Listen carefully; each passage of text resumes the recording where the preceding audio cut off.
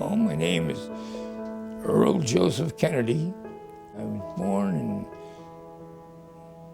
August 10th, 1923. I'm roughly 96.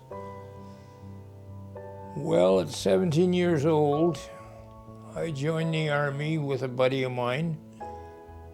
As a matter of fact, the Army wouldn't accept me unless I had my parents' signatures, both of them. My mother signed the authority, my father refused. So I put his name down, off we went into the Army.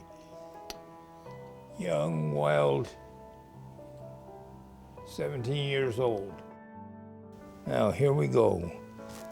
Off we went across the channel after all the waiting and the messing around.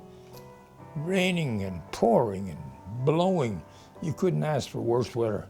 In the middle of the night, mind you, this wasn't in the daytime. We finally got to the shores of France, and when we got there, the craft that we were in, the landing craft tank, LCT, let down the front part of the ship to allow us to debark. We were a jeep, and we were one of the first ones in front of the craft.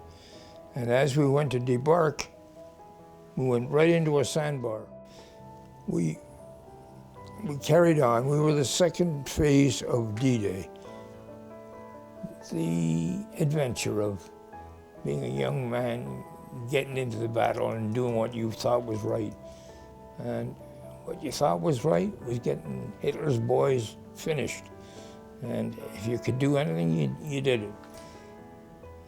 Unfortunately, there were so many of them that didn't get there. And then you go through the graveyard and you see the ages are 19 to 22. 22 is the older one. They're all kids, really. I often said that, what are we?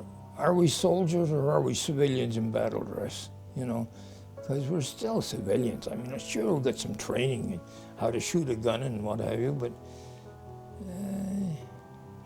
I think we were still civilians. Well, if we're talking about veterans and their function, and a true veteran, a good soldier, we're talking about the heart of the country. So yes, you want to know what the veteran is? The veteran is a strong-willed individual who has a definite goal in his mind, and that is to serve his country and do it as it should be done, and take care of anything that needs taken care of. And without them, we'd be in big trouble.